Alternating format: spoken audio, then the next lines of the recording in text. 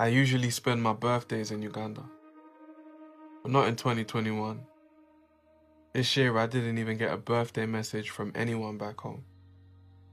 Anyone. It wasn't a case of out of sight, out of mind. I wish it was that. The government cut off the internet for about 5 days before bringing it back. I'm going to tell you something about Uganda, which you might already know. The older she gets, the more her insecurities show. She was born into trauma and tears. She saw a lot of violence during her formative years. Then she met a man called Museveni. He told her everything she needed to hear. He told her she deserved freedom from fear. Told her he was prepared to stand for her freedom. And Uganda believed him. With good reason. He fought and he won. Yet despite all that he's done, 35 years later, Uganda's still poor and dysfunctional. Meanwhile, everyone around Museveni look awfully comfortable. Comfort is a funny thing. It's not just a money thing. It's different for everyone.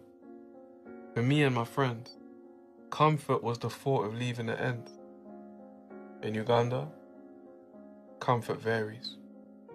Gunfire for 60 months is scary. Scarier than what just went on in November.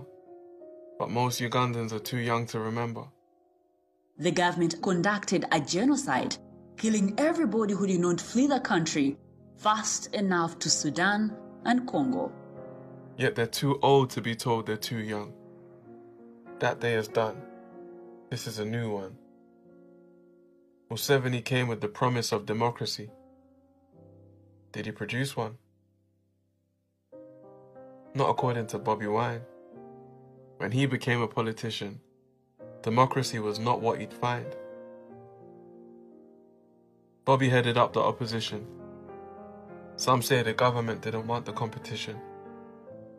For 3 years now, the singer's been beaten and imprisoned, like a lot of other politicians.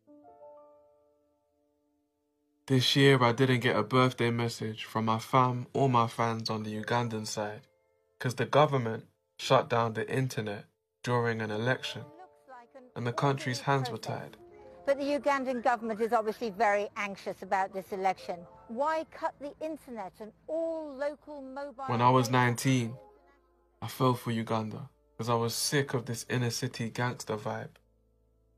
But on January 14th, 2021, Uganda's gangster side was amplified. Bobby Wine can really win this election? Subscribe and listen to Have You Heard George's podcast on BBC Sounds now.